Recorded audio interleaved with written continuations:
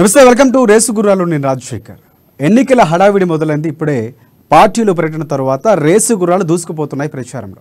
ఒక్కొక్కరు తన ఎత్తులకు పై ఎత్తులేస్తూ రాజకీయ ప్రచారం చేస్తున్నాయి. ప్రజల్ని ప్రసన్నం చేసుకునేందుకు వ్యూహాలు పదును పెడుతున్నాయి. ఓవైపు ఎన్నికల మేనిఫెస్టోలతో ప్రజల్లోకి వెళుతున్నటువంటి పరిస్థితి. మళ్ళీ అధికారం కావాలని బీఆర్ఎస్ పార్టీ ఒక్క ఛాన్స్ ఇవ్వాలి తెలంగాణ ఇచ్చిన పార్టీకంటూ కాంగ్రెస్ పార్టీ.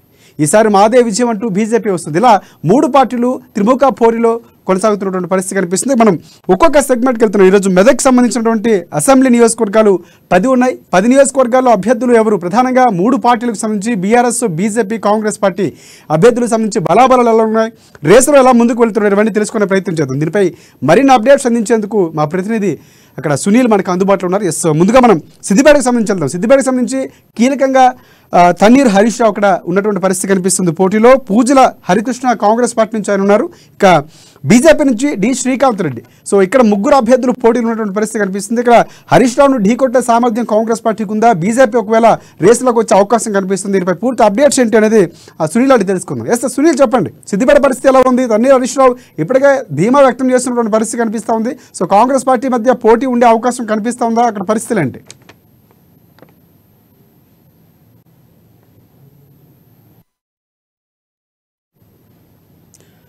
ఎస్ సునీల్, సిద్దిపేటకు సంబంధించి మనకు ప్రధానంగా తన్నీర్ హరీష్ రావు రేసులో ఉన్నటువంటి పరిస్థితి కనిపిస్తుందా? ఆయన ఢీకొట్టే సామర్థ్యం పూజల హరికృష్ణ కాంగ్రెస్ పార్టీ నుంచి ఉందా, లేదంటే డి శ్రీకాంత్ రెడ్డి ఎంతవరకు ప్రభావం చూపించే అవకాశం కనిపిస్తుంది? అక్కడ ఉన్నటువంటి పరిస్థితులు ఏంటి?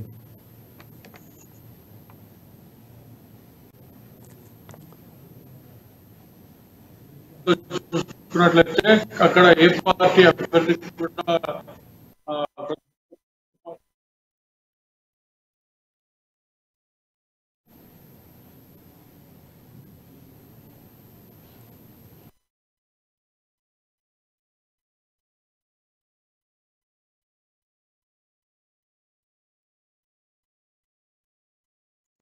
ప్రస్తుతం అయితే కాంగ్రెస్ పార్టీకి కొంతమేర ప్రభావం చూపే పరిస్థితి ఉందని చెప్పుకోవచ్చు. ఎందుకంటే గత ఎన్నికల్లో చూసుకున్నట్లయితే బీఆర్ఎస్ పార్టీకి మంచి అవకాశం లభించింది. ఎందుకంటే హరీష్ రావుకి అయితే గత ఎన్నికల్లో భారీ విజయమే ఆయన చేపట్టారని చెప్పవచ్చు.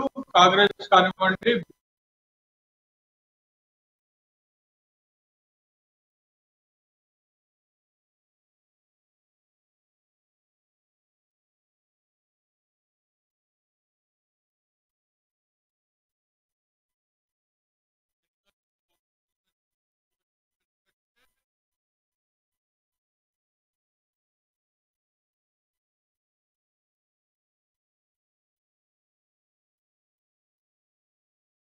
రైట్, సిద్దిపేటకు సంబంధించి తన్నీర్ హరీష్ రావు కీలకమైనటువంటి నేతగా ఉన్నటువంటి పరిస్థితి. గతంలో ఈటెల రాజేందర్ ఖాళీ చేసినటువంటి స్థానంలో ఆయన మంత్రి పదవిలో కొనసాగుతున్నారు. ఆరోగ్య శాఖ మంత్రిగా తనకంటూ ఒక ప్రత్యేకమైనటువంటి చరిష్ట ఉన్నటువంటి నేతగా గుర్తింపు ఉన్నటువంటి పరిస్థితి. ఆయన అత్యధిక మెజార్టీతో గెలుస్తున్నటువంటి పరిస్థితి కూడా సిద్దిపేటకు సంబంధించినటువంటి కనిపిస్తూ ఉంది. సో ఈ నేపథ్యంలో అక్కడ ఉన్నటువంటి పరిస్థితులు, రాజకీయాల్లో మారుతున్నటువంటి పరిస్థితులు కానీ కాంగ్రెస్ పార్టీ పెరుగుతున్న హవా కొంతవరకు పోటీ ఇచ్చే అవకాశం కాంగ్రెస్ పార్టీ నుంచి ఖచ్చితంగా ఉంది. సో తన్నీర్ హరీష్ రావుని ఢీకొనంటే మాత్రం పూజ హరికృష్ణకి అంత ఆషామాషి కాదని కూడా కొన్ని సర్వేలు చెప్తున్నటువంటి పరిస్థితి కనిపిస్తూ ఉంది. ఎందుకంటే ఒక కీలకమైన నేతల బీజేపీ పార్టీలో ఉన్నటువంటి నేతని కాదని తనకు పదవి ఇచ్చినప్పుడే తన యొక్క బలం తెలిసింది. ముందు నుంచి కూడా కీలకంగా ఉన్నటువంటి నేత ప్రతి క్యాబినెట్లో కానీ బీఆర్ఎస్ పార్టీ ప్రవేశపెట్టినటువంటి ప్రతి పథకంలో కూడా ఆయనకంటూ ప్రత్యేకమైనటువంటి స్థానాన్ని సంపాదించుకున్నారు హరీష్ రావు. ఒక నియోజకవర్గంలో కూడా ఆయన కరోనా టైంలో కూడా పనిచేసినటువంటి పరిస్థితి, ఇవన్నీ కూడా కలిసి వచ్చే అవకాశాలు. అయితే ఇక్కడ కాంగ్రెస్ పార్టీ ఈ నేపథ్యంలో తర్వాత పుంజుకున్నటువంటి నేపథ్యం కనిపిస్తుంది. కానీ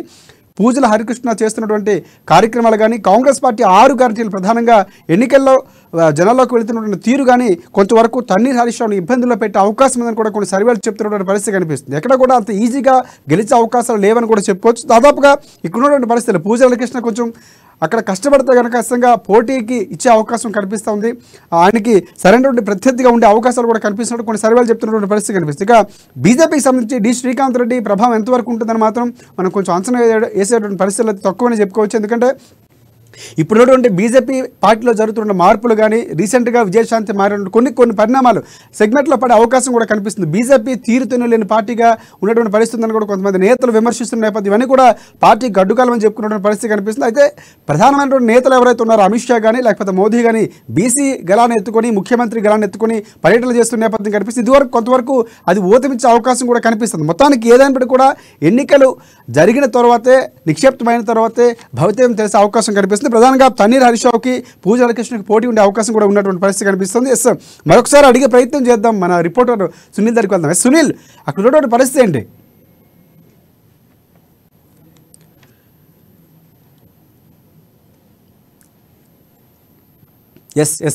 సిద్దిపేటకు సంబంధించినటువంటి ఇది డీటెయిల్స్. అక్కడ తన్నీర్ హరీష్ రావుకి పూజల హరికృష్ణకు ప్రధానంగా పోటీ ఉండే అవకాశం అయితే కనిపిస్తుంది. అంత ఈజీ అయితే గెలుపు పూజ హరికృష్ణకు ఉండే అవకాశాలు కూడా లేవని చెప్పుకోవచ్చు. నెక్స్ట్ మనం మెదక్ సెగ్మెంట్కి వెళ్దాం. మెదక్ సంబంధించి పద్మా దేవేందర్ రెడ్డి ప్రధానంగా ఉన్నటువంటి అభ్యర్థిగా కనిపిస్తున్నారు బీఆర్ఎస్ పార్టీ నుంచి. ఆమె గతంలో కాంగ్రెస్ పార్టీ నుంచి వచ్చినటువంటి పరిస్థితి, కీలక పదవుల్లో రాజశేఖర రెడ్డి కీలక పదవులు ఉన్నటువంటి పరిస్థితి కూడా గతంలో ఉన్నటువంటి పరిస్థితి కనిపిస్తుంది. మైనంపల్లి రోహిత్ రావు ఇక్కడ ప్రధానంగా ఈ టికెట్కి సంబంధించిన పట్టుబట్టినటువంటి హనుమంతరావు కొడుకు టికెట్ కావాలని పార్టీ మారినటువంటి పరిస్థితులు, తర్వాత దక్కించుకున్న పరిస్థితి కాంగ్రెస్ పార్టీ నుంచి మైనంపల్లి రోహిత్ రావు ఇక్కడ రేసులో ఉన్నారు. బీజేపీ పార్టీ నుంచి చూసుకుంటే పంజా విజయ్ కుమార్ ఇక్కడ పార్టీలో ఉన్నటువంటి పరిస్థితి కనిపిస్తుంది. ప్రధానంగా ముగ్గురు అభ్యర్థులకు సంబంధించినటువంటి ప్రధానంగా ఒకటి సిట్టింగ్ ఎమ్మెల్యేకి సంబంధించినటువంటి ఉన్నటువంటి బలాబలాలు కానీ ఉన్నటువంటి ప్రజల్లో ఉన్నటువంటి చరిష్మా కానీ చూసుకుంటే మైనంపల్లి రోహిత్ రావు ఈసారి గట్టి పోటీ ఇచ్చే అవకాశం అయితే కాంగ్రెస్ పార్టీ ఉన్నటువంటి నేపథ్యంలో కూడా కనిపిస్తున్నటువంటి పరిస్థితి కనిపిస్తుంది. ఎస్, దీనికి సంబంధించిన పూర్తి మెదక్ సెగ్మెంట్ సంబంధించి ముగ్గురు అభ్యర్థుల బలాబలాలు ఎలా ఉన్నాయి, ఈసారి పోటీ ఎలా ఉండబోతుంది, దీనిపై పూర్తి అప్డేట్స్ అందిస్తారు. ఎస్ సునీల్, చెప్పండి, మెదక్ సంబంధించినటువంటి పోటీ ఎలా ఉండబోతుంది? మెదక్ లో మాత్రం కేవలం బీఆర్ఎస్ వర్సెస్ కాంగ్రెస్ గా ఉండబోతుంది. బీఆర్ఎస్ నుంచి అయితే పద్మా దేవేందర్ రెడ్డి సిట్టింగ్ ఎమ్మెల్యేగా ఉన్నారు. ఆమె ఇప్పటికే కూడా నియోజకవర్గం మొత్తం కూడా చుట్టేస్తారు. అయితే అనూహ్యంగా బీఆర్ఎస్ పార్టీని వీడి కాంగ్రెస్ లో చేరినటువంటి మల్కాజ్గిరి ఎమ్మెల్యే మైనంపల్లి హనుమంతరావు తనయూరు మైనంపల్లి రోహిత్ రావు మెదక్ లో కాంగ్రెస్ పార్టీ అభ్యర్థిగా పోటీ చేస్తున్నారు. ఆయన కూడా గ్రామాన తిరుగుతూ ప్రచారం నిర్వహిస్తున్నటువంటి పరిస్థితి ఉంది. అయితే కాంగ్రెస్ పార్టీ ఇటీవల ప్రకటించినటువంటి 6 గ్యారంటీ హామీలతో పాటు ఇటీవలే మైనంపల్లి రోహిత్ కు మద్దతుగా ఆల్ ఇండియా కాంగ్రెస్ పార్టీ అధ్యక్షులు ఖర్గే, పిసిసి చీఫ్ రేవంత్ రెడ్డి కూడా మెదక్ లో రోడ్ షో నిర్వహించడం జరిగింది. మరోవైపు గతంలో మైనంపల్లి హనుమంతరావు మెదక్ లో ఎమ్మెల్యేగా పనిచేసినప్పుడు ఆయన చేస్తున్నటువంటి సేవా కార్యక్రమాలతో పాటు వాళ్ళు నిర్వహిస్తున్నటువంటి ట్రస్ట్ కూడా అనేక సేవా కార్యక్రమాలు అందించిన నేపథ్యంలో మైనంపల్లి రోహిత్ కు అయితే అవకాశాలు మెండుగా ఉన్నాయని చెప్పవచ్చు. కానీ ప్రభుత్వ వ్యతిరేకత ఉన్నటువంటి ఓట్లు కాంగ్రెస్ పార్టీ మలుచుకోగలిగితే కాంగ్రెస్ పార్టీ గట్టెక్కే అవకాశం స్పష్టంగా కనిపిస్తోంది మెదక్ లో. దేవేందర్ రెడ్డి సంబంధించి గతంలో ఆమె కొన్నిసార్లు సస్పెండ్ అయినటువంటి పరిస్థితి, స్పోక్స్ పర్సన్గా ఏదైనా మాట్లాడాలంటే సరైనటువంటి పాయింట్ మీద మాట్లాడేటువంటి వాక్చాతుర్యం ఉన్నటువంటి నేత ఉన్నటువంటి పరిస్థితి. మైనంపల్లి రోహిత్ రావు సంబంధించి ఇప్పుడిప్పుడే రాజకీయ రంగం చేసినటువంటి యువ నాయకుడిగా చెప్పుకోవచ్చు. అయితే తండ్రి యొక్క ప్రాబల్యం, కాంగ్రెస్ పార్టీకి ఉన్నటువంటి పథకాలు కానీ లేకపోతే అక్కడ ఉన్నటువంటి ప్రజా ఆదరణ కానీ ఇవన్నీ కూడా కలిసి వచ్చే అవకాశాలు చెప్పుకోవచ్చు. సో ఇప్పుడు ప్రధానంగా పోటీ బీజేపీ పరిస్థితి ఎలా ఉండబోతుంది అక్కడ? అయితే బీజేపీ మాత్రం కేవలం 3వ స్థానానికి పరిమిత అయ్యే అవకాశం ఉంది. ఎందుకంటే బీజేపీ బీజేపీ అభ్యర్థుల లిస్ట్ లో మూడో లిస్ట్ లో అక్కడ బీజేపీ అభ్యర్థికి టికెట్ రావడం జరిగింది. అయితే బీజేపీలో టికెట్ ఆశించి భంగపడ్డటువంటి నేతలు కొంతమంది కాంగ్రెస్ పార్టీలో చేరగా కొంతమంది అధికార పార్టీలో చేరిపోయినటువంటి పరిస్థితి నేపథ్యంలో బీజేపీలో ఉన్నటువంటి కుమ్ములాటలు కూడా బీజేపీకి మైనస్ గా ఉండే అవకాశాలు ఉన్నాయని మనం స్పష్టంగా చెప్పవచ్చు. మరోవైపు బీజేపీకి సంబంధించి అయితే ఇప్పటికే ప్రచారం నామాత్రంగా నిర్వహిస్తున్నారని చెప్పి కూడా బీజేపీలోని వర్గం ఆరోపిస్తున్నటువంటి పరిస్థితి ఉంది. అయితే బీజేపీకి అభ్యర్థికి మద్దతుగా అయితే ఇప్పటివరకు కూడా బీజేపీ పార్టీ నుంచి కీలకమైనటువంటి నేతలు ఎవరు కూడా రానటువంటి పరిస్థితి ఉంది. అయితే బీజేపీ అభ్యర్థికి మద్దతుగా ఈటెల రాజేందర్ రాబోతున్నట్టుగా కూడా మనకు తెలుస్తుంది. కానీ ఇప్పటికైతే బీజేపీ అభ్యర్థి ఒంటరిగానే ఆయన ప్రచారం నిర్వహిస్తున్నటువంటి పరిస్థితి. కేవలం గ్రామ స్థాయి, మండల స్థాయి నేతలు మాత్రమే ఉన్నారు. కీలకమైనటువంటి నేతలు పార్టీ వీడడం కూడా బీజేపీకి మైనస్ పాయింట్ గా మనం చెప్పవచ్చు. అయితే బీజేపీ అభ్యర్థిత్వాన్ని కూడా ఆఖరి నిమిషంలో ఖరారు చేయడం, ఇవన్నీ అంశాలు కూడా బీజేపీకి కలిసి రానటువంటి అంశాలుగా కూడా మనం భావించవచ్చు. అంటే ఇక్కడ మైనంపల్లి రోహిత్ రావుకు సంబంధించినటువంటి కాంగ్రెస్ పార్టీ అభ్యర్థిగా ఉన్నటువంటి పరిస్థితి, మైనంపల్లి పట్టుబట్టమడి కొడుకు స్థానం ఇచ్చినటువంటి పరిస్థితి, రాజకీయ అరంగేట్రం చేసినటువంటి పరిస్థితి కనిపిస్తుంది. ఈసారి యువ నాయకుడు అవ్వడం, ఒక సీనియారిటీ ఉన్నటువంటి పద్మదేవేందర్ రెడ్డి నేతను ఎదుర్కొనే సామర్థ్యం ఉందనుకోవచ్చు. ఇక్కడ ఉన్నటువంటి ప్రజల్లో ప్రచారం కానీ కాంగ్రెస్ పార్టీలో ఉన్నటువంటి వ్యూహాలు కానీ ఎంతవరకు సఫలీకృతమై అక్కడ ఉన్నటువంటి పరిస్థితి ఏంటి ప్రస్తుతం ఉన్నటువంటి కాంగ్రెస్ పార్టీ పరిస్థితి? అదే బీఆర్ఎస్ పార్టీ సిట్టింగ్ ఎమ్మెల్యేగా ఉన్నటువంటి పద్మా దేవేందర్ రెడ్డి భర్త ఎవరైతే ఉన్నారో దేవేందర్ రెడ్డి, ఆయనపై ఇటీవల వరుసగా వచ్చినటువంటి అవినీతి ఆరోపణలు కానివ్వండి, సొంత పార్టీ నేతలే అధికారులకు ఫిర్యాదు చేయడం, అదేవిధంగా ఇటీవలే పాపనాపేటలోని దుర్గా భవాని మాత ఏడుపాయల దేవాలయం అమ్మవారికి సంబంధించినటువంటి నగలు కూడా కొంతమేర వీళ్ళు హైదరాబాద్ లో ఉంచినటువంటి నగలను ఈవో సొంత తన ఇంటికి తీసుకురావటం అది గందరగోళంగా మారింది. అయితే పద్మదేవేందర్ రెడ్డి అమ్మవారి నగలను కాజేసేందుకు ప్రయత్నించారని చెప్పి కూడా అటు సొంత పార్టీ నేతలతో పాటు ప్రతిపక్ష పార్టీ నేతలు కూడా పెద్ద ఎత్తున ధర్నా నిర్వహించాయి. ఈ సందర్భంలో ఆయన ఏడుపాయల ఆలయానికి వచ్చి నీటి అమ్మవారి గుండంలో ఆయన మునిగి ఎలాంటి అవినీతికి పాల్పడలేదు, అమ్మవారి ఆభరణాలను నేను తస్కరించే ప్రయత్నం చేయలేదు, కేవలం ఈవో బ్యాంక్ లో పెరగడానికి రాగా అప్పటికే సమయం అయిపోయింది కాబట్టి తన ఇంట్లో పెట్టుకున్నారు తప్ప అమ్మవారి నగలకు నాకు సంబంధం లేదని చెప్పి కూడా ఆయన చెప్పడం, ఇవన్నీ గతంలో కూడా ఆయన చేసినటువంటి కొన్ని కార్యక్రమాల్లో అవినీతి జరిగిందని చెప్పి కూడా సొంత పార్టీ నేతలు చెప్పడం, ఇవన్నీ కూడా కొంతమేర మైనస్ అవకాశం బీఆర్ఎస్ కుందని కూడా మనం భావించవచ్చు. ఎస్, నెక్స్ట్ సునీల్ మనం నారాయణఖేడ్కి వెళ్దాం. నారాయణఖేడ్కి సంబంధించి భూపాల్ రెడ్డి అధికార బీఆర్ఎస్ పార్టీ ఉంచినటువంటి పరిస్థితి, తర్వాత కాంగ్రెస్ పార్టీ నుంచి ఇక్కడ సంజీవ్ రెడ్డి ఉన్నారు, అలా బీఆర్ఎస్ పార్టీ నుంచి బీజేపీ పార్టీ నుంచి జనవాడే సంగప్ప ఉన్నటువంటి పరిస్థితి కనిపిస్తుంది. ఇక్కడ ముగ్గురు అభ్యర్థులకు సంబంధించి పోటీ ఎలా ఉండబోతుంది? ఇప్పుడున్నటువంటి ఎన్నికల ప్రచారం ఇప్పటికే హోరాహోరీగా పార్టీలో మార్పులు చేర్పులు నేతల మార్పులు జరుగుతున్నటువంటి పరిస్థితి కనిపిస్తుంది. ఇక్కడ నారాయణఖేడ్కి సంబంధించి పోటీ ఎలా ఉండబోతుంది? ఏ అభ్యర్థులు ప్రధానంగా పోటీ పడబోతున్నారు?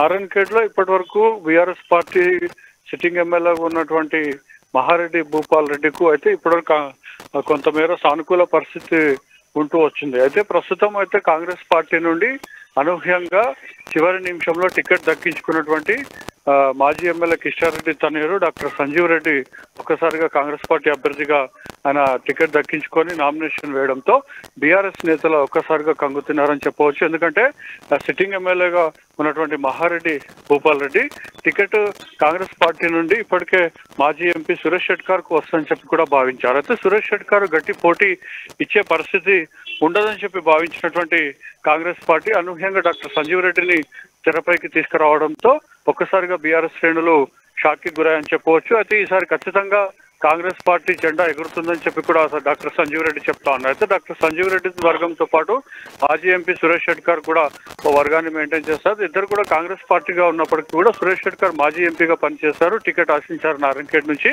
కానీ ఆయనకు బీఫామ్ వచ్చే దశలో కీలకంగా మళ్ళా డాక్టర్ సంజీవ్ రెడ్డికి కాంగ్రెస్ పార్టీ అవకాశం ఇచ్చింది. ఈ నేపథ్యంలో గత ఎన్నికల్లో ఇద్దరు కూడా వేరు రెండు వర్గాలుగా ఉండి పనిచేయడంతో పార్టీ ఓడిపోయినటువంటి పరిస్థితి ఉంది. కానీ ప్రస్తుతం ఇద్దరు కీలక నేతలు డాక్టర్ సంజీవ్ రెడ్డి కానివ్వండి, మాజీ ఎంపీ సురేష్ షెట్కార్ కానివ్వండి, ఇద్దరు కూడా చేతులు కలిపారు. ఖచ్చితంగా కాంగ్రెస్ పార్టీ గెలుపుకు కృషి చేస్తామని చెప్పి కూడా వాళ్ళు ప్రకటించిన నేపథ్యంలో బీఆర్ఎస్ కు మాత్రం చాలా గడ్డు కాలం అని చెప్పవచ్చు. ఎందుకంటే నారాయణఖేడ్ లో ఖచ్చితంగా ఈ ఎన్నికల్లో కాంగ్రెస్ పార్టీ ఘన విజయం సాధిస్తుందని చెప్పి కూడా కాంగ్రెస్ శ్రేణులు కాకుండా రాజకీయ విశ్లేషకులు కూడా అభిప్రాయపడుతున్నారు. గత 3 రోజులుగా కూడా భారీ ఎత్తున బీఆర్ఎస్ పార్టీని వీడి కాంగ్రెస్ పార్టీలో చేరుతున్నారు. బీఆర్ఎస్ పార్టీకి సంబంధించిన కీలక నేతలంతా కూడా ఆ పార్టీని వీడుతున్నటువంటి పరిస్థితి. ఎందుకంటే డాక్టర్ సంజీవ్ రెడ్డికి స్థానికుడు, చాలా సేవా కార్యక్రమాలు చేయడమే కాకుండా సంజీవ్ రెడ్డి తండ్రి గారు కూడా డాక్టర్ కిషారెడ్డి గారు కూడా 2014 అసెంబ్లీ ఎన్నికల్లో ఉమ్మడి మెదక్ జిల్లాలో కేవలం ఒకే ఒక స్థానం నారాయణఖేడ్ గెలుచుకుంది. ఆ స్థానంలో కూడా కిషారెడ్డి గెలవడం జరిగింది. కానీ ఆయన కొద్ది రోజులకే గుండెపోటుతో చనిపోవడంతో అక్కడ జరిగిన ఉప ఎన్నికల్లో, అంటే తెలంగాణ వచ్చాక మొట్టమొదటి ఉప ఎన్నిక కూడా ఎస్ నెక్స్ట్ మనం ఆంతోలుకు వెళ్దాం. ఆంతోలుకు సంబంధించినటువంటి అక్కడ ఎస్సీ రిజర్వ్డ్గా ఉన్నటువంటి పరిస్థితి కనిపిస్తుంది ఆ నియోజకవర్గానికి సంబంధించి. అక్కడ బీఆర్ఎస్ పార్టీ నుంచి చంటి క్రాంతి కిరణ్ పోటీలో అధికార బీఆర్ఎస్ పార్టీ నుంచి ఉంటే దామోదర్ రాజనరసింహ ప్రధానంగా ఉప ముఖ్యమంత్రిగా ఉన్నటువంటి నేతకు ఉన్నటువంటి పరిస్థితి కాంగ్రెస్ పార్టీ నుంచి కనిపిస్తుంది. బీజేపీ పార్టీ నుంచి పల్లి బాబు మోహన్ ఇక్కడ బీజేపీ పార్టీ నుంచి ఉన్నటువంటి పరిస్థితి. సో ఇక్కడ పోటీ ప్రధానంగా ఎలా ఉండబోతుంది? ఎందుకంటే కీలక నేతలు ఉన్నటువంటి పరిస్థితి కనిపిస్తుంది ఇక్కడ కాంగ్రెస్ పార్టీ నుంచి కూడా. సో పోటీ ఈసారి కాంగ్రెస్ పార్టీ హవా ఉంది, ఎలా ఉండబోతుంది పార్టీ?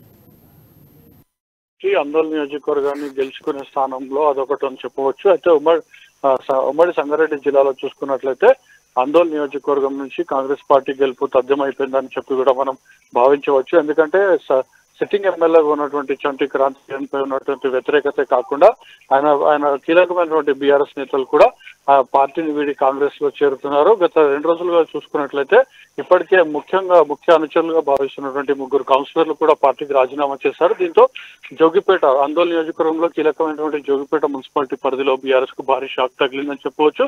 మరోవైపు కొద్దిసేపటి క్రితమే కొన్ని గ్రామాల్లో ఎమ్మెల్యే చంటి క్రాంతి కిరణ్ ని కూడా ప్రచారం చేయకుండా అడ్డుకోవడంతో ఆయన ధర్నాకు దిగినటువంటి పరిస్థితి. అధికార పార్టీ ఎమ్మెల్యేగా ఉండి కూడా తన గ్రామాలకు రానివ్వడం లేని ఆయన్నే ప్రజలపై నిరసన వ్యక్తం చేస్తూ ధర్నా చేయడం జరిగింది. అయితే కాంగ్రెస్ పార్టీ నేతలే తన ప్రచారాన్ని అడ్డుకుంటున్నారని చెప్పి కూడా ఆయన ఆరోపించినటువంటి పరిస్థితి ఉంది. మరోవైపు బాబు మోహన్ పరిస్థితి మనం చూసుకున్నట్లయితే 2018లో కూడా కేవలమైన 15,000 పైచీలకు ఓట్లే సాధించడం జరిగింది. ఆ డిపాజిట్ కూడా గల్లంతైంది. ప్రస్తుతం కూడా ఆయన నేను పోటీ చేయను, బీజేపీ పార్టీపై అనేక ఆరోపణలు చేసి టికెట్ ఇవ్వడంలో బీజేపీ ఆలస్యం చేస్తుందని చెప్పి కూడా ఆయన విలేకరుల సమావేశం. ఎస్ నెక్స్ట్ మనం నర్సాపూర్కి సంబంధించినటువంటి సెగ్మెంట్కి వెళ్దాం. అక్కడ సునీత లక్ష్మారెడ్డి ఉన్నటువంటి పరిస్థితి కనిపిస్తుంది. ఆమె గతంలో కాంగ్రెస్ పార్టీలో ప్రధానమైనటువంటి పాత్రలో కీలక పదవుల్లో పోషించినటువంటి పరిస్థితి కనిపిస్తుంది. రాజశేఖర రెడ్డి కానీ, రోసయ్య కానీ, కిరణ్ కుమార్ రెడ్డి సందర్భంలో కూడా ఆమె పనిచేసినటువంటి పరిస్థితి కనిపిస్తుంది. తర్వాత పార్టీ మారినటువంటి నేపథ్యాలు అక్కడ కీలకమైన నేత సునీత లక్ష్మారెడ్డి ఉన్నటువంటి పరిస్థితి. అక్కడ కాంగ్రెస్ పార్టీ నుంచి ఆవుల రాజురెడ్డి ఉన్నారు. అలాగే కాంగ్రెస్ పార్టీలో కీలక పదవుల్ని ఆశించే స్థాయి ఉన్నటువంటి నేత కూడా చెప్పుకున్నటువంటి పరిస్థితి. తర్వాత మురళీ యాదవ్ ఈయన బీజేపీ పార్టీలో ప్రధానంగా పోటీలో ఉన్నటువంటి పరిస్థితి కనిపిస్తుంది. 3 అభ్యర్థులకు సంబంధించి ఈసారి పోటీ ఎలా ఉండబోతుంది? సో ప్రధానంగా నర్సాపూర్కి సంబంధించినటువంటి పోటీ ఎలా ఉంది? నేతల యొక్క నాడి భౌతం ఎలా ఉండబోతుంది? అయితే నర్సాపూర్ పరిస్థితి చూసుకున్నట్లయితే అక్కడ బీఆర్ఎస్ వర్సెస్ బీజేపీగా ఉండే పరిస్థితి ఉంది. కాంగ్రెస్ పార్టీ కేవలం నామాత్రంగానే పోటీ ఇచ్చే అవకాశం ఉంది. ఎందుకంటే గాలి అనిల్ కుమార్ కు టికెట్ ఇవ్వకుండా ఆవుల సంజీవ్ రెడ్డికి టికెట్ ఇవ్వడంతో కొంత కాంగ్రెస్ పార్టీ తప్పటడుగు వేసిందని చెప్పి కూడా మనం భావించవచ్చు. అయితే స్థానికుడుగా ఉన్నటువంటి మాజీ జెడ్పీ చైర్మన్ భర్త ప్రస్తుతం నర్సాపూర్ మున్సిపల్ చైర్మన్ గా ఉన్నటువంటి మురళీ యాదవ్. అయితే ముఖ్యంగా నర్సాపూర్ నియోజకవర్గంలో యాదవ్ సామాజిక వర్గం ఎక్కువగా ఉన్న నేపథ్యంలో ఆ సామాజిక వర్గం అంతా కూడా బీజేపీ అభ్యర్థి మురళీ యాదవ్ వైపు కూడా మరలిందని చెప్పవచ్చు. అయితే ప్రస్తుతం పోటీ మాత్రం బీఆర్ఎస్ వర్సెస్ బీజేపీగా ఉంటుంది. అయితే మరోవైపు 3 పర్యాయాలు ఓటమి గురైనటువంటి నాయకులే ప్రస్తుతం మళ్ళా కాంగ్రెస్ పార్టీలో అభ్యర్థులుగా ఉన్నారని చెప్పి కూడా బీజేపీ గట్టిగా అక్కడ ప్రచారం చేస్తున్నటువంటి పరిస్థితి. మరోవైపు బీఆర్ఎస్ పరిస్థితి మనం చూసుకున్నట్లయితే 2 సార్లు ఎమ్మెల్యే అభ్యర్థిగా ఓడించినటువంటి సునీత లక్ష్మారెడ్డినే మళ్ళీ గెలిపించాలని చెప్పి కూడా సీఎం కేసీఆర్ సిట్టింగ్ ఎమ్మెల్యేగా ఉన్నటువంటి మదన్ రెడ్డికి అవకాశం ఇవ్వడం కూడా ఇక్కడ ఆశ్చర్యాన్ని కలిగిస్తుంది. ఎందుకంటే 2014-18 ఎన్నికల్లో మదన్ రెడ్డి చేతిలో ఓటమి పాలైన సునీత లక్ష్మారెడ్డిని మళ్ళీ బీఆర్ఎస్ లోకి తీసుకొని సునీత లక్ష్మారెడ్డి గెలుపు బాధ్యతలను మదన్ రెడ్డికి ఇవ్వడం కూడా ఒకంత ఆశ్చర్యాన్ని కలిగించే అంశంగా కూడా మనం భావించవచ్చు. అయితే మదన్ రెడ్డి వర్సెస్ సునీత లక్ష్మారెడ్డి అయితే ప్రస్తుతం వారు జరుగుతున్నటువంటి పరిస్థితిలో 2 వర్గాలుగా కూడా బీఆర్ఎస్ అక్కడ చీలింది. అయితే 2 వర్గాలు కూడా కలిసి పనిచేస్తే బీఆర్ఎస్ కు కొంతమేర అవకాశం ఉంటుంది. కానీ ఎన్నికల్లో కలిసి పనిచేస్తారా లేదా అనేది మాత్రం వేచి చూడాల్సిన అంశం. ప్రస్తుతం అయితే బీఆర్ఎస్ వర్సెస్ బీజేపీగానే నర్సాపూర్ పరిస్థితి ఉంది. సునీల్, జహీరాబాద్కు సంబంధించినటువంటి అక్కడ ఎస్సీ రిజర్వ్డ్గా ఉన్నటువంటి పరిస్థితి కనిపిస్తుంది. ఆ కాన్స్టిట్యూన్సీ సంబంధించి బీఆర్ఎస్ పార్టీ నుంచి మాణిక్రావు ఉన్నారు. అలాగే కాంగ్రెస్ పార్టీ నుంచి ఆగం చంద్రశేఖర్ ఉంటే ఇక బీజేపీ పార్టీ నుంచి రామచంద్ర రాజనరసింహ పోటీలో ఉన్నటువంటి పరిస్థితి కనిపిస్తుంది జహీరాబాద్ కాన్స్టిట్యూన్సీ సంబంధించి. ఇక్కడ పోటీ ఎలా ఉండబోతా ఉంది? ఇప్పుడున్నటువంటి ప్రచారాలు అస్త్రాలు నేతలు చేస్తున్నటువంటి నేపథ్యంలో ఎవరికి ఎక్కువగా మొగ్గు చూపే అవకాశం కనిపిస్తుంది? పరిస్థితి చూసుకున్నట్లయితే బీజేపీ నుంచి మాజీ ఉప ముఖ్యమంత్రి దామోదర్ రాజనరసింహ తమ్ముడు రామచంద్ర రాజనరసింహ పోటీలో ఉంటున్నప్పటికీ కూడా నామాత్రంగానే అక్కడ పోటీ ఉంటుందని చెప్పవచ్చు. కేవలం డిపాజిట్ కోసమే బీజేపీ అక్కడ పోరాటం చేసే అవకాశం ఉంది. గట్టి పోటీ మాత్రం కాంగ్రెస్ వర్సెస్ బీఆర్ఎస్ గా ఉంటుంది. కానీ కాంగ్రెస్ పార్టీ అయితే సీనియర్ నాయకుడు మాజీ మంత్రి ఏ చంద్రశేఖర్ ను అభ్యర్థిగా నిలబెట్టింది. కానీ అక్కడ అభ్యర్థి చుట్టూ అంతా కూడా అగ్రవర్ణాల నేతలే ఆయనను రూల్ చేస్తున్నారు. కేవలం ఆయనని కలవాలంటే ఖచ్చితంగా అగ్రనేతలు అంతా కూడా చుట్టుముట్టారు. వారి అనుమతితోనే అభ్యర్థిని కలిసే పరిస్థితి ఉందని చెప్పి కూడా బీఆర్ఎస్ ఆరోపిస్తున్నటువంటి పరిస్థితి. మరోవైపు కాంగ్రెస్ లోని కార్యకర్త స్థాయి కూడా అదే ఆరోపణలు ఉన్నాయి. ఎందుకంటే చంద్రశేఖర్ ను కలవాలంటే ఇప్పుడైనా అభ్యర్థిగా ఉన్నప్పుడే కేవలం అక్కడ ఉన్నటువంటి కీలకమైనటువంటి నేతలు, అది కూడా స్థానిక నేతలు, ఇప్పుడు బీఆర్ఎస్ కాంగ్రెస్ పార్టీ అభ్యర్థి చంద్రశేఖర్ చుట్టూ కూడా వికారాబాద్ నుంచి ఉన్నటువంటి నేతలే ఆయన చుట్టూగా ఉన్నారు. అభ్యర్థి ఎక్కడ ప్రచారం చేయాలి, తర్వాత ఎవరిని కలవాలి, ఎవరిని కలవద్దు అని చెప్పి కూడా వాళ్ళు శాసిస్తున్నారనే ఆరోపణలు మాత్రం జహీరాబాద్ లో స్పష్టంగా వినిపిస్తున్నటువంటి పరిస్థితి. అయితే బీఆర్ఎస్ పరిస్థితి చూసుకున్నట్లయితే సిట్టింగ్ ఎమ్మెల్యేగా ఉన్నటువంటి మాణిక్రావుకే మళ్ళీ కేసీఆర్ అవకాశం ఇచ్చారు. అయితే ఈ నేపథ్యంలో మాణిక్రావు అయితే ఇప్పటికే ఇప్పటికే గ్రామాలన్నీ కూడా చుట్టేశారు.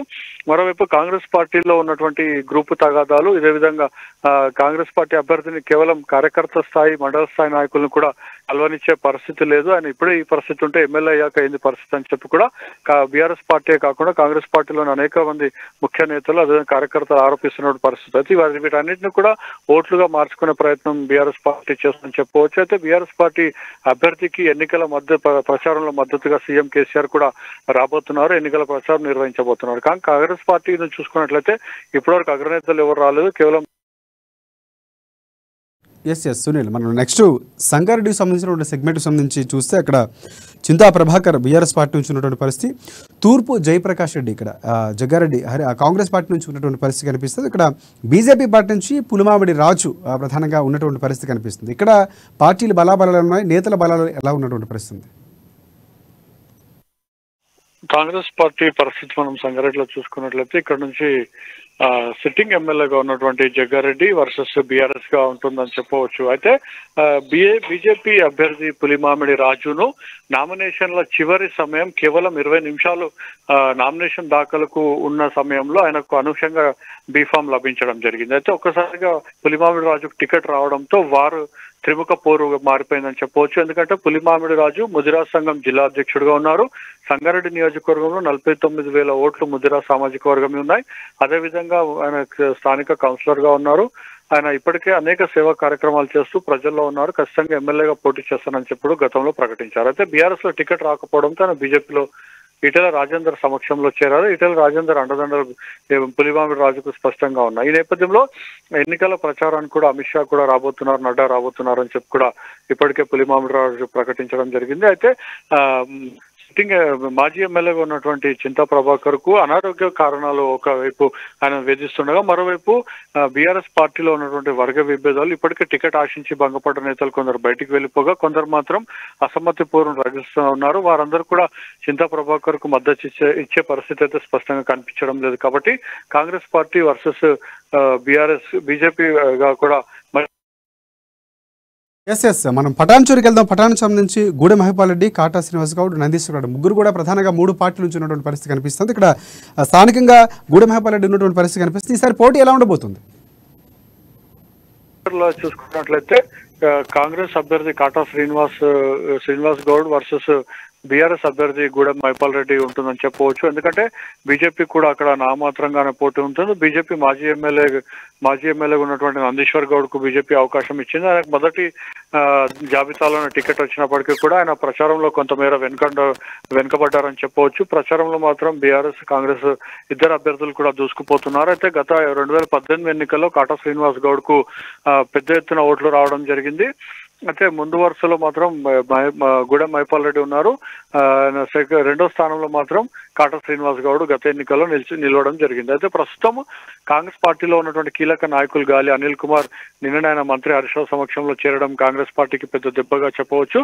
మరోవైపు ఆయనను అనుసరిస్తూ మరికొంత నేతలు కూడా త్వరలోనే బీఆర్ఎస్ చేరనున్నారని చెప్పి కూడా మనకు సమాచారం అందుతుంది. ఈ నేపథ్యంలో కాంగ్రెస్ పార్టీ ఇప్పటివరకు పోయిన నాయకులు కాకుండా మళ్ళీ కొంతమంది నాయకులు కాంగ్రెస్ పార్టీని వీడకుండా కాటా శ్రీనివాస్ గౌడ్ కనుక వాళ్ళందరూ కూడా పార్టీలో ఉంచగలిగితే కాంగ్రెస్ పార్టీకి మంచి అవకాశాలు ఉంటాయి. కానీ కాంగ్రెస్ పార్టీని వీడితే సీనియర్ నాయకులు కాంగ్రెస్ పార్టీకి కష్టకాలమే ఉంటుందని చెప్పి కూడా మనం భావించవచ్చు. అయితే మొత్తానికైతే పోటీ మాత్రం దుబాక్ వెళ్దాం. ప్రధానంగా దుబాక గతంలో బీజేపీ పార్టీ గెలిచినటువంటి సెగ్మెంట్గా చెప్పుకోవచ్చు. కొత్త ప్రభాకర్ రెడ్డి అక్కడ బీఆర్ఎస్ పార్టీ నుంచి ఉంటే, చెరుకు శ్రీనివాసరెడ్డి కాంగ్రెస్ పార్టీ నుంచి ఉన్నారు, రఘునందరావు బీజేపీ పార్టీ నుంచి ఉన్నటువంటి పరిస్థితి కనిపిస్తుంది. ఇక్కడ ప్రధానంగా పోటీ ఎలా ఉండబోతుంది?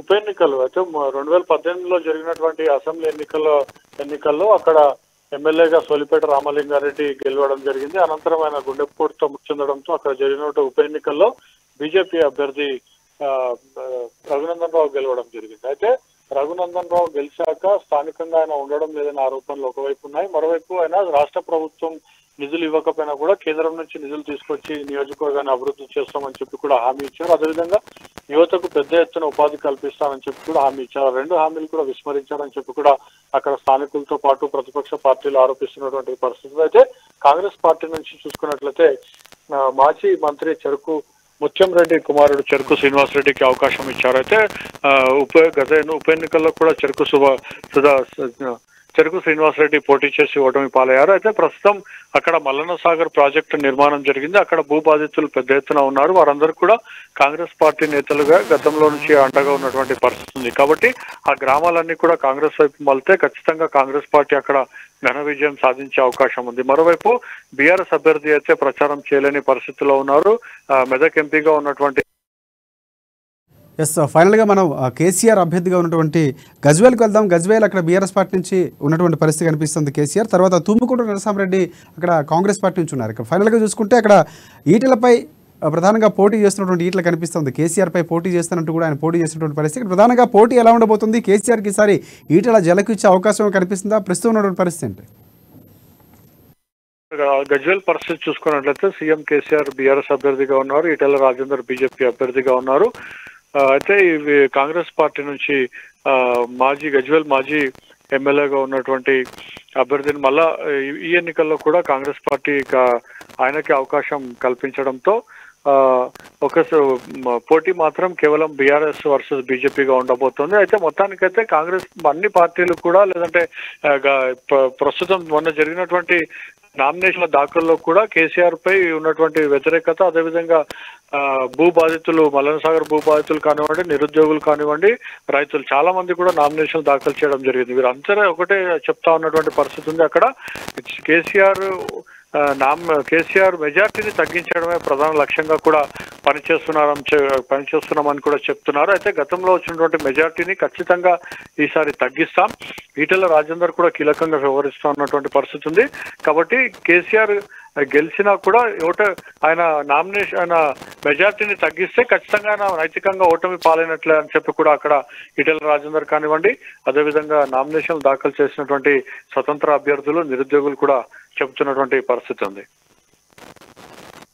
సునీల్, సో మొత్తానికి ఇది మెదక్ సంబంధించినటువంటి కీ పాయింట్ అని చెప్పుకోవచ్చు. ప్రధానంగా 3 పార్టీలు పోటీలు ఉన్నాయి. కాంగ్రెస్ పార్టీ అభ్యర్థులు కొన్ని స్థానాల్లో గెలిచే అవకాశం కనిపిస్తుంది, కొన్ని బీజేపీ పార్టీ గెలిచినటువంటి పరిస్థితి కనిపిస్తుంది. ఇక్కడ ప్రధానంగా ఇది ఇవాళ రేసు గుర్రాలకు సంబంధించినటువంటి నేతల యొక్క భౌతికం. రేపటి రేసు గుర్రంలో మరొక నియోజకవర్గం సంబంధించి మనం పూర్తిగా మాట్లాడుకునే ప్రయత్నం చేద్దాం. అంతవరకు చూస్తూనే ఉండి అమ్మా న్యూస్, నిజం కోసం, జనం కోసం.